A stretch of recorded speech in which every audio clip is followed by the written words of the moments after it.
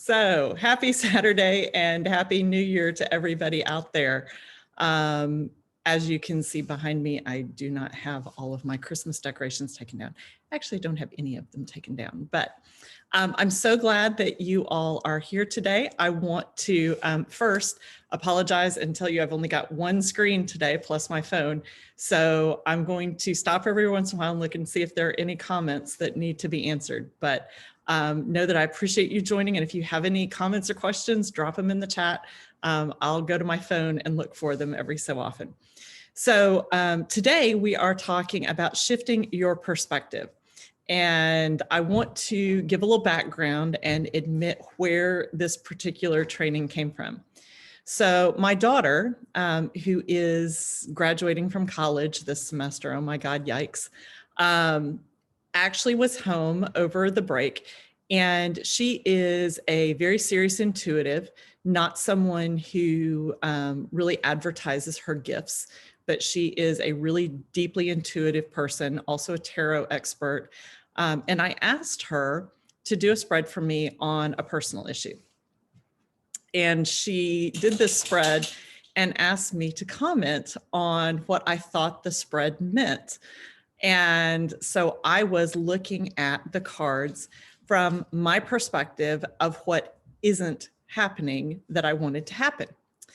And she listened to me through the whole thing and then began to tell me how each and every card was actually challenging my perspective of the situation and inviting me to look at where I am from a completely different point of view, because where I am is actually much farther than where I was not too long ago. And that where I am going is A, not entirely in my control because it involves other people, but B, is a journey that I can choose to enjoy or to fight and fuss against. And I know that, I teach that to people, but having my young adult daughter just basically get in my face and say, this is your problem, your perspective is your problem, was very enlightening for me, and actually gave me kind of a kick in that behind, really, to motivate me to start looking at a lot of different things from a different perspective. Because again, even though I teach it, doesn't mean it's as easy to live it every day without someone to remind me of the things that I teach to other people. So I was looking at how I was evaluating other aspects of my life, including my business. And I found so many things to be excited about and to be happy about. Once I shifted my perspective and started looking for the glass half full versus the glass half empty. And I just realized I haven't introduced myself. So for those of you who don't know me, happy Saturday again. My name is Terry Milroy. I am a spiritual empowerment and confidence coach. And my superpower is creating confidence and personal power in women so that they can show up as the divine creation that they were born to be, and to live from a place of authenticity and passion in their lives, their careers, and their relationships. So that's me. Sorry, should have done that earlier. But anyway, so this thing about perspective led me to look at the issue of perspective and how I teach it and how maybe I need to even look at it differently. So I found a definition of perspective that kind of puzzled me, because that definition in the English dictionary says that perspective is the proper or accurate point of view or the ability to see the same. And I was like, proper? Accurate? I mean, perspective, I think we all understand, is a subjective connotation just by the very nature of the word, right? So what constituted proper or accurate perspective of something? So after I dug a little bit deeper, what I discovered, my dog now wants some attention, of course, because I'm live, is that proper and accurate perspective has a couple of components to it. Number one, it is that which makes you feel peaceful, calm, and like you are in the right place. So if you are experiencing peace, if you're experiencing calm, if you're experiencing a sense of rightness, then your perspective is probably pretty good. Also, the proper and accurate perspective is that which does not deliberately inflict pain, humiliation, or damage on others. So if our perspective is one that requires others to be seen as less than us in order for it to exist, then it probably is not proper or accurate. We want to make sure that our perspective, while being right for us, is not deliberately injurious to other people. And the third part of being proper and accurate is that perspective does not mean agreement. Perspective does not mean that anyone else sees things exactly as you do, and that includes the people closest to you. Now, we can go into a whole discussion about the fact that you hope that those people that you love and the people that you're in close and intimate relationship with at least appreciate your perspective, can see your perspective, whether they 100% agree with it or not. Totally get that.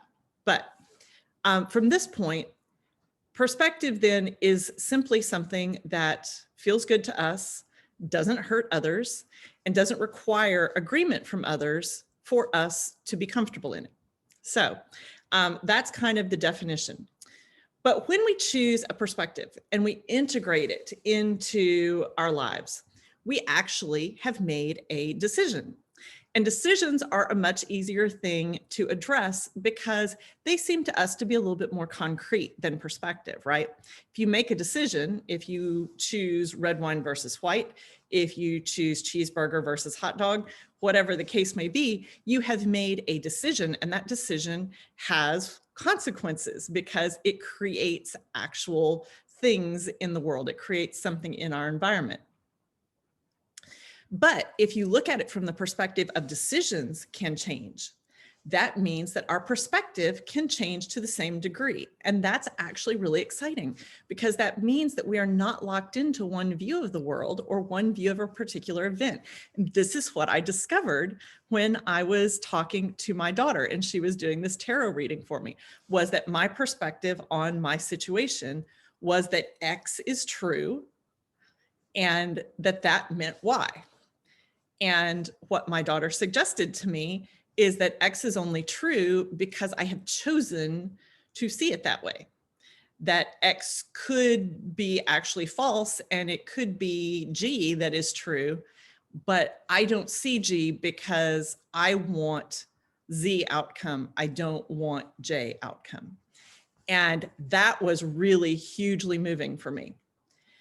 So if you consider perspective from a more common example. So let's say that you are at street level in Manhattan on Fifth Avenue.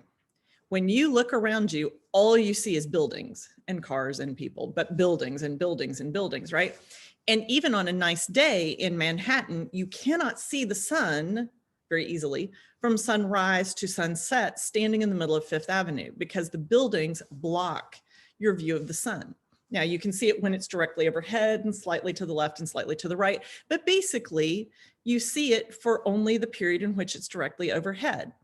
And you are seeing mostly buildings and cars and people. You aren't seeing anything else of the surrounding landscape.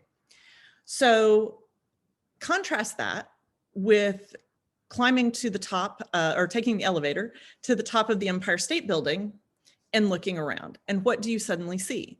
You see the Hudson River, you see the Atlantic Ocean, you see parks, you see Central Park and other parks. On a really clear day, you might possibly see New Jersey.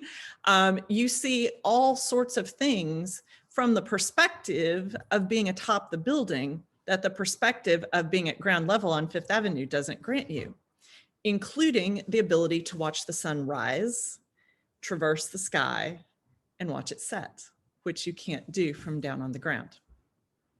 So the point of that being, and I know this seems kind of obvious, but when we are looking at any challenge, including challenges in our business, when we are in the thick of it, when we are at ground level, all we can see is what is directly around us.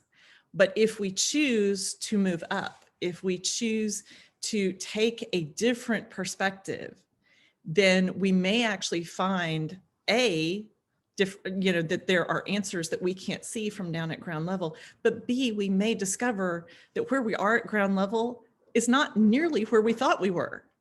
And we can approach whatever the challenge is from a completely different tactical standpoint, because the challenge is actually not as severe, as personal, yeah, we'll get to that in a minute, as upsetting as it was before we realized that it was our perspective making us view it one way versus another.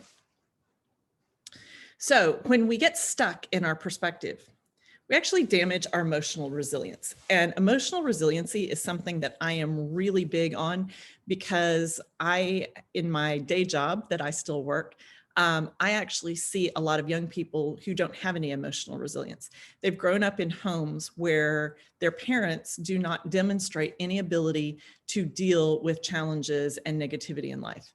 And so when they come to school, when they come to college more specifically, and they suddenly face the first really hard class they've ever taken, the first test they've ever failed, the first social situation where you aren't forced into social groups, you actually have to earn your way sort of into social groups. They don't know how to handle it. And many of them want to quit. And so one of my great purposes in life is to convey to women the confidence and the personal power that builds emotional resilience, so that they can teach it to young people. Because I'll tell you that a lot of what we see in young adults, the anxiety, the symptoms of depression, and I'm not talking about clinical chemical depression, okay? I'm not talking about that. I'm talking about the depressive symptoms that teenagers and young adults exhibit. The inability to make decisions, the constant questioning of decisions and second guessing decisions, is something that comes from a lack of emotional resilience. And that's something that we need to teach. So when we get stuck in perspective, we lose that emotional resilience that allows us to deal with the challenges that we face in life. And this is true for us as entrepreneurs, not just for young people as they go out into the world. For us as women, especially, and as entrepreneurs, we face a lot of challenges. We face challenges in our home life. We face challenges in our work life. We face challenges with our relationships with our friends, with our intimate partnerships. We face challenges in a lot of places. And we don't want to get so stuck in a perspective of our life that we can't overcome that perspective in order to grow and fix whatever is not working. So one of the reasons that we get stuck in perspective, like the example that I gave you of myself, is that we get locked into an expected or desired outcome. And for those of you who have been entrepreneurs for a long time, you probably know that outcomes are very rarely guaranteed. You know, when you launch a new course or a new coaching program or any new business of any kind, you have numbers that you want to hit. You have goals that you want to accomplish. There is no guarantee that you're ever going to reach those goals or hit those targets, right? You may smash them into the ground and do 10 times as much as you had hoped for, or you may fall way short.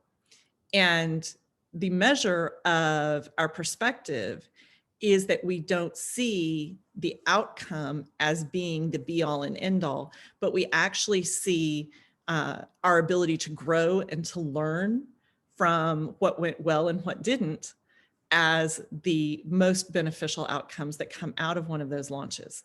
And obviously, you know, money is important. We all need it to pay our bills. But when we get stuck in the money perspective, in the numbers perspective, then sometimes it actually causes us to freeze up and to not be able to pivot, to not be able to make those little tweaks that would actually make things successful, because we have gotten ourselves hung up on this one view of what is actually necessary. So when we accept that outcomes may not align with our choice, we can react with more grace, more tolerance for ourselves and others, and with calm. And when we do that, then we become more flexible, and flexibility allows us to pivot and make those decisions. So let's talk about a couple of examples where a change of perspective is warranted. Sorry, just checking my phone to see if there are any comments that I need to react to. One of those is something that I think a lot of people in the entrepreneurial space struggle with, or at least have struggled with in the past. And that is the perspective on selling. Selling to many of us is something that is kind of icky. How many times have you heard the trite little sayings about used car salesmen, right? You know, you've got the hyperbole of the yucky, greasy used carman who's trying to sell you a hunk of junk that he's portraying as being the greatest thing on four wheels.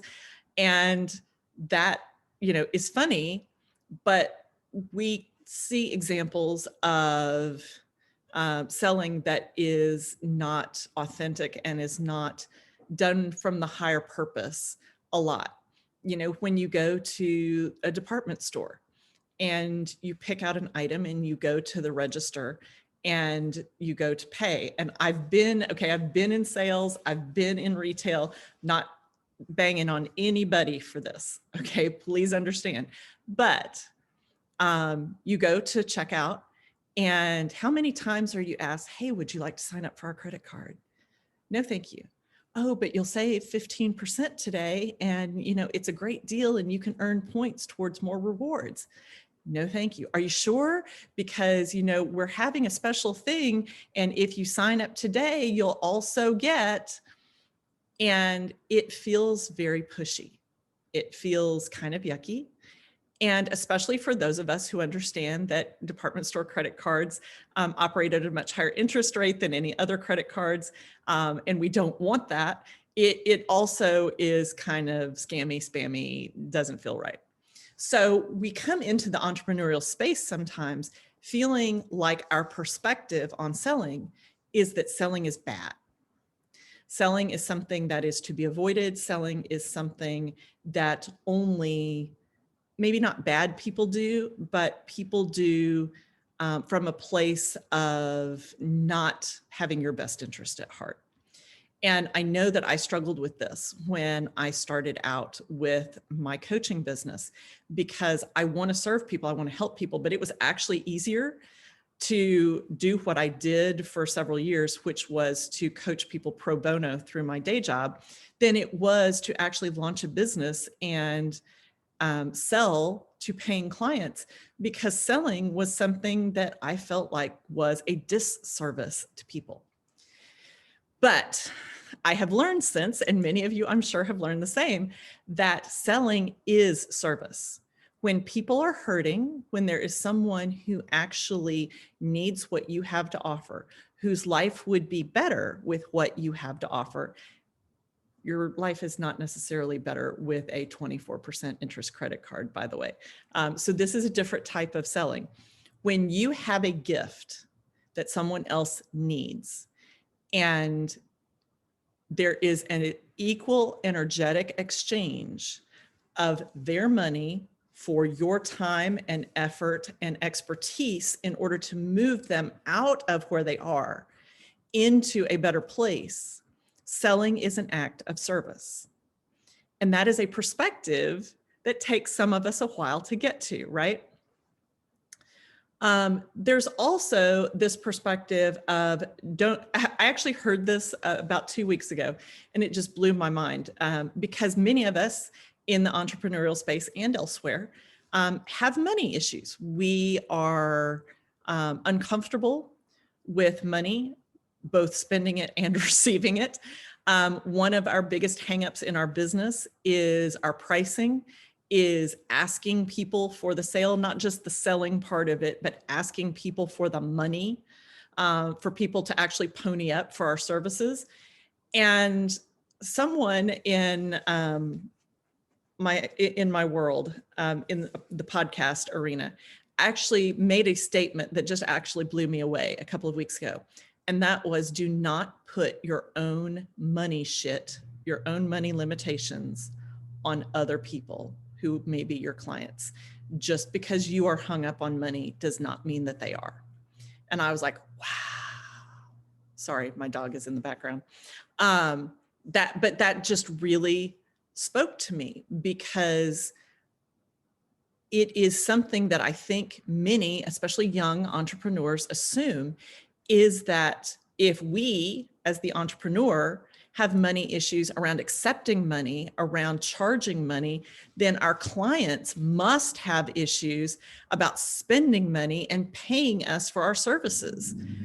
Emmy, hush, sorry. But that in fact is not always the case, okay? Many of our clients, not all, but many of them will gladly pay for our services if we can produce the outcomes that we say we can produce. So assuming that asking for the sale is a problem, assuming that people are going to want to bargain basement shop, that they are not willing to pay for what they want, is a disservice to our customers, to our clients, because we're actually assuming that our money hangups exist for them as well. And that's not just not true, it's doing them a grave disservice in terms of getting them the outcomes that they deserve. And another thing that has come up several times for me with a couple of clients recently is assuming, and I'm talking about clients particularly, but I think the same can be true of us as entrepreneurs and as women in the world, assuming that problems or challenges in our relationships are due to a problem with the relationship instead of due to a problem with our perspective on the specific issue. So for instance, assuming that because you can't communicate what you need in terms of physical intimacy, that the relationship has a problem. No, the relationship probably doesn't have a problem. And it may be that your partner is very willing to work with you in whatever you need.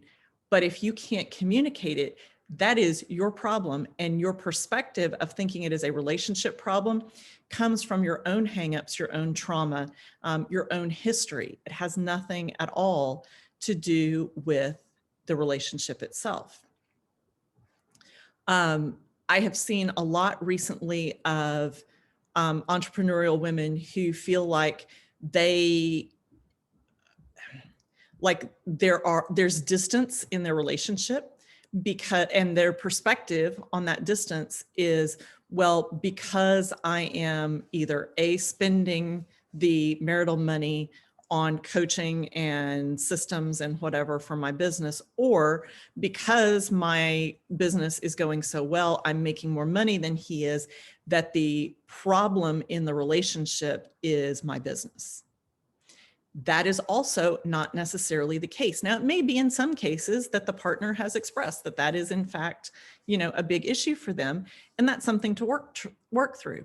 But if your partner is becoming distant while you are in business and you haven't had that conversation, you don't know that your business is the issue.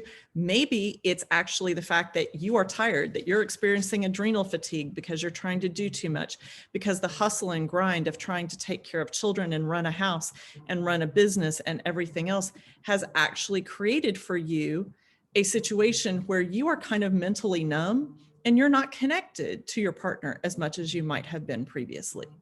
If that is the case, then you need to shift your perspective into one where self-care and relationship care is prioritized, and not look at the relationship as being the problem, because in all likelihood, the relationship is not in much danger. What is in danger is your ability to see what is actually causing you to feel distant. Sorry, that is my timer to remind me that we're almost out of time. So before we conclude today, and I hope that this discussion about perspective has been really helpful. I want to offer you all a couple of opportunities if this has resonated with you.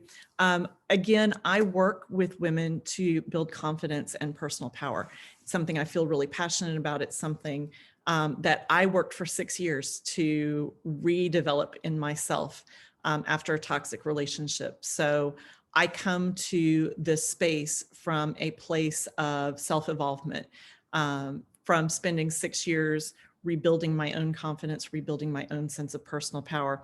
And from that, I was able to bring on a new career and a new business. I was able to call in my soulmate and find the kind of committed, loving, deeply connected relationship that I think most people want.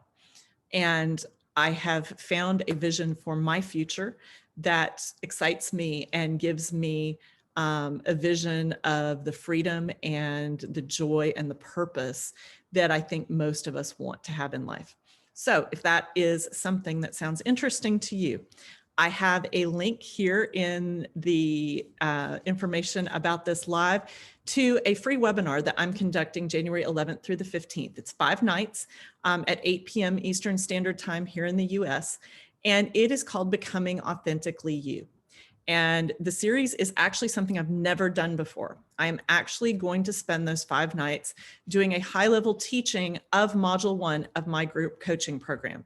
Never done this before. I've never given program content away before, but I am going to teach the first module in this week-long webinar to help you all get through the process of finding yourself, and from that perspective, be able to pivot and make the changes in life that will bring you joy and passion and fulfillment. So again, there's a link to that free webinar.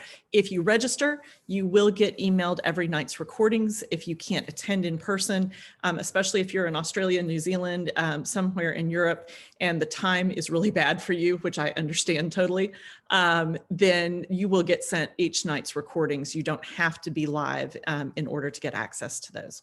I also have a link to my free Facebook group called Women of Power, Passion, and Purpose. I do a lot of free content there where I share stuff about confidence, about empowerment, talk about the law of attraction. I talk about neurolinguistic programming techniques and how to use those to defeat limiting beliefs, and also talk a lot about neuroscience and how to reprogram your thoughts, your habits, and your behaviors in order to create the life that you want. So I would love to have you join the free Facebook group. There's a lot of wonderful people in there, and there are multiple opportunities every week for you to share your own offers and attract some clients of your own from that group. And everyone there has been really great. So I hope that I can get you all to join. I would love to have you. I want to thank you guys for being with me today, and I hope to see you soon. Have a wonderful rest of your weekend. Hey, sorry, I was just finishing a live video. That's okay. Good. I'm done. Yep.